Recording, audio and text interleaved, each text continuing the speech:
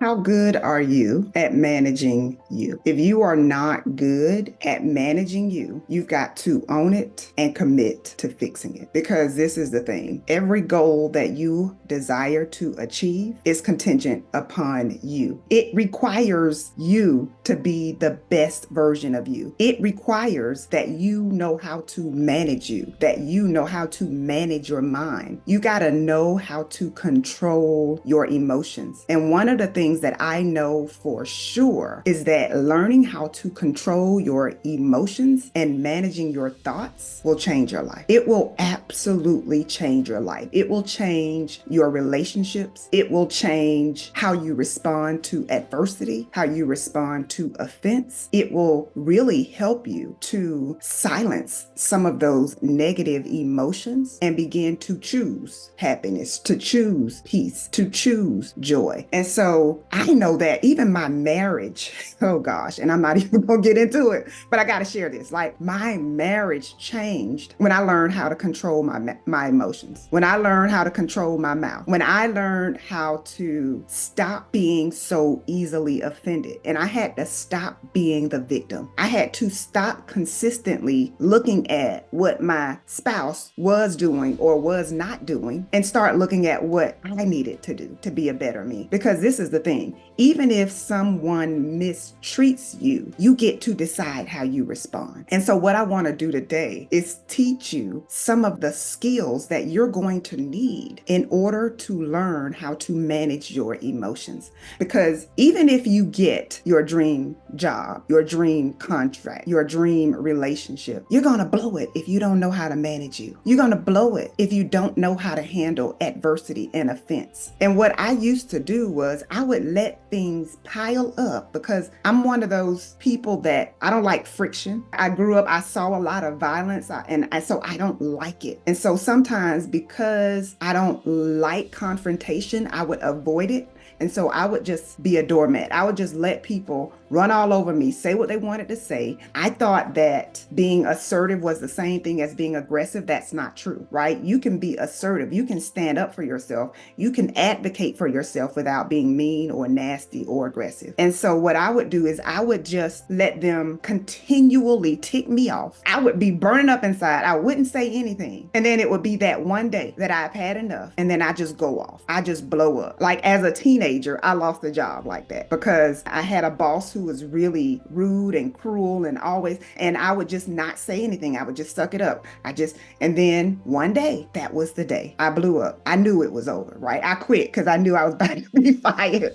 And so even in relationships, it was the same thing. Like I had to learn how to get to this place. And let me tell you something, I'm still learning because even when you get to a place where you're really good at it, there are some people who are close to you who can still pull that old version of you out if you're not careful. And that's why I'm always teaching, work on yourself, work on yourself, work on yourself. Because you have to. Like you gotta be ready for the offense when it comes. And so one of the ways that I do this is by really practicing self-awareness and mindfulness, like really getting in the moment and paying attention to what's going on. I pay attention to how I'm feeling in that moment. So if someone says something to tick me off, like the first thing that comes to my mind is like, oh no, he didn't. Oh no, she didn't. Oh no, we're not gonna have that. Oh, you're not about to talk to me like that. And then boom, I fly out the handle. I get out of character. And when I do that, when I get out of character, I give that other person my power. And so what you don't want to do is get out of character because when you react instead of respond, you're handing that person your power. And so you want to notice how you feel. The moment they push that button, like if you're married or you have kids, they probably know how to push that button. And so you got to know your triggers. You got to know what it is that can cause you to get out of character. And you got to continually work on yourself. But the best thing you can do is take a step back. Just take a second to breathe.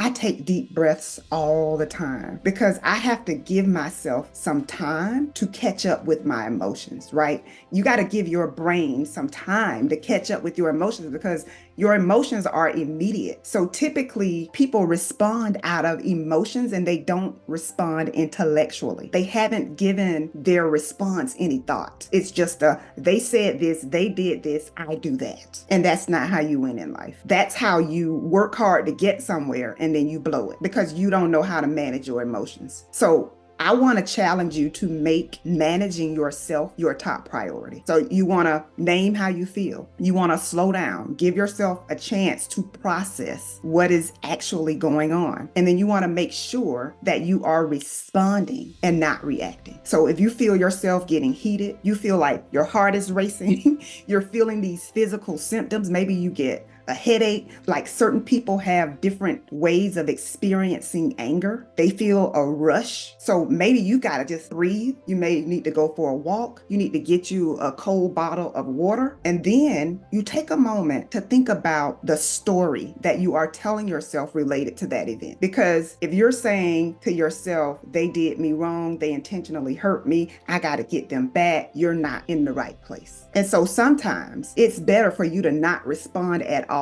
if you're not going to respond the appropriate way. So there have been times when I've gotten an email from a business partner, and as soon as I read it, I was ticked. If I can be real, like I was like angry. I was shaking. I was nervous. I was like, how dare you say this to me? And then immediately, boom, boom, boom, boom, boom, I'm firing off. And then I hit send without even thinking about it, without thinking about the consequences. So this is the thing that we've got to do. Consider the consequences of your response, right? Do you really want to blow this? Or do you want to take some time to let that simmer, right? Figure out your response. And so what I do, sometimes it may take me a day or two to respond, not because I didn't see it, not because I didn't read it, but because I got to make sure that my heart is in the right place first. Because one of the things I've worked hard to do is to experience authentic happiness, to experience authentic joy, right? And so I cannot allow somebody else to come in and snatch that because they're putting their stuff on me. I say this to my daughter. I'm like, no, you are not going to disrupt my peace. Now, if you want to be upset, that's fine, but I'm not going to be upset. I'm not going to react like that. And so you've got to decide that feeling good is one of your top priorities. And in order to do that, you've got to be aware of who you are allowing to influence how you feel. And so as I wrap up, I want you to really consider how you respond to negativity, how you respond to offense. What happens when you are angry? What happens when someone rejects you or says something that is insensitive? And I want you to begin to work on this every day. Like maybe there's somebody in your workplace. Like I've had a boss who was like always on me, who ticked me off. And sometimes I would just kind of go off like I did. Not to the extent where I got fired, but it was, I just couldn't contain it anymore. And I realized that I had to become more assertive and not let things build up, right? So that's one of the things you want to begin to do. Just speak up for yourself in a nice way, but speak up for yourself and don't let things pile up, and stop expecting people to read your mind, because what you might find offensive, the other person may not even realize that they have offended you, right? And so you're walking around mad, you're walking around upset. They have no idea. And even if it was intentional on their end, you still have a responsibility to manage you, right? You still have the responsibility to keep your energy up, to practice self-care, to continue to level up your mindset, to continue to control your response to negative situations. And so once you master this, you're not going to be easily aggravated. You're not going to be easily moved, because sometimes that's what people are looking for. They are looking for you to respond in a way that confirms what they have said about you privately. And so it's going to be your job to control you, to create a brand where people have nothing but great things to say about you. That's your goal. Now, they may not, but let that be your goal. You don't want them to say that you're always negative, or that you're easily offended, or that they can't give you feedback without you getting upset and storming out. Like, you got to be able to handle some things. You got to be able to handle people gossiping about you, people talking about you, people posting negative things about you in response to maybe a video or a book or whatever it is that you put out there, your work, your colleagues. Like, you've got to work on you. And like I said, I promise if you get this, your life will change for the better. If you enjoyed this, make sure that you subscribe and share this with somebody else that you think would benefit from this video. Until next time, take care.